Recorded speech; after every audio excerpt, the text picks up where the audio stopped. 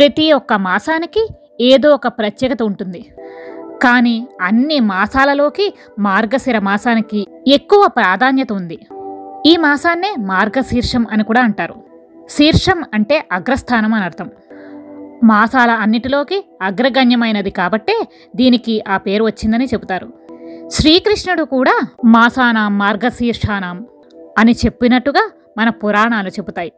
అంటే మాసాలలో నేను మార్గశిర మాసాన్ని అని స్వయంగా శ్రీకృష్ణుడు తనంతట తాను చెప్పిన మాటలివి. హేమంత ఋతువులోని మొదటి మాసం మార్గశిర మాసం.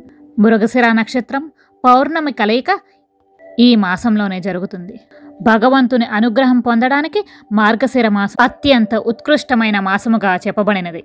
ఈ మార్గశిర మాసం శ్రీ మహావిష్ణువుకి అంకితం ఇవ్వబడినది. ఇదే విషయాన్ని భగవద్గీతలో శ్రీకృష్ణుడు అర్జునుడికి వివరించినట్టుగా పండితులు చెబుతారు. పురాణాల ప్రకారం హేమంత ఋతువులోని మొదటి నెలను మార్గశిర మాసం అంటారు. ఈ మాసం గురించి శ్రీకృష్ణ భగవానుడు స్వయంగా వివరించినట్లు పండితులు చెబుతారు. ఈ నెలలో చేసే పూజలు, యాగాలు, అభిషేకాలు, హోమాలు, ఎలాంటి దైవ కార్యాలైనా ఆచరిస్తే అన్నింటినీ తానే స్వయంగా స్వీకరిస్తానని కన్నయ్య ప్రకటించాడని పురాణాలలో పేర్కొంటారు. ఈ మాసంలో శుద్ధ పౌర్ణమి నుండి నెల రోజుల పాటు శ్రీ మహావిష్ణువుకు ప్రత్యేక పూజలు చేస్తారు. ఇదే మాసంలో సూర్య భగవానుడు వృశ్చిక రాశిలో నుంచి ధనస్సు రాశిలోకి ప్రవేశిస్తాడు. నెల రోజుల పాటు ధనస్సులో సంచారం చేయనున్నాడు. ఈ సమయం నుంచే ధనుర్మాసం ప్రారంభమవుతుంది. అనంతరం మకర రాశిలోకి ప్రవేశించడంతో మకర సంక్రాంతి ప్రారంభమవుతుంది. జ్యోతిష్య శాస్త్ర ప్రకారం సౌరమానాన్ని ధనుర్మాస కాలంగాను, చాంద్రమానం ప్రకారం మార్గశిర కాలంగాను పరిగణిస్తారు. ఈ సమయంలో శ్రీహరికి ఆవు నెయ్యితో దీపాన్ని వెలిగించి విష్ణు సహస్రనామ పారాయణం, భగవద్గీత పారాయణం చేసిన వారికి శ్రీ మహావిష్ణువు అనుగ్రహం పూర్తిగా లభిస్తుందని పురాణాలు చెబుతున్నాయి. భగవద్గీత, గజేంద్ర మోక్షం, విష్ణు సహస్రనామం కన్నయ్యకు ఎంతో ఇష్టమైనవి. అందుకే ఈ మాసంలో వాటిని పఠించాలి. ఇలా చేయడం వల్ల సకల పాపాల నుంచి విముక్తి కలుగుతుంది. కోరిన కోరికలన్నీ నెరవేరుతాయి.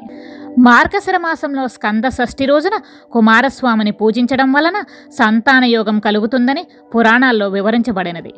ఈ మాసంలో వచ్చిన ప్రతి గురువారం రోజున లక్ష్మీదేవికి, దత్తాత్రేయుడికి ప్రత్యేకమైన పూజలు చేస్తారు. ఇలా చేయడం వల్ల లక్ష్మీ కటాక్షం పుష్కలంగా కలుగుతుందని పురాణాలలో చెప్పబడినది. మార్గశిర శుద్ధ సప్తమి, భానుసప్తమి, రథసప్తమి అని కూడా అంటారు. ఈ పవిత్రమైన రోజున సూర్య భగవానునికి పూజ చేసి ఇంట్లో తయారు చేసిన నైవేద్యాన్ని సమర్పించుకోవడం వల్ల శుభ ఫలితాలు కలుగుతాయి. మార్గశిర అష్టమి కాలభైరవ అష్టమి. పరమేశ్వరుని ప్రతిరూపమే కాలభైరవుడు. ఈ స్వామిని పూజిస్తే మన భయాలన్నీ తొలగిపోతాయి. ఇదే నెలలో వచ్చే ఏకాదశిని మోక్ష ఏకాదశి అంటారు. ఆ రోజున శ్రీ మహావిష్ణువుకి ప్రత్యేకమైన పూజలు జరిపిస్తారు.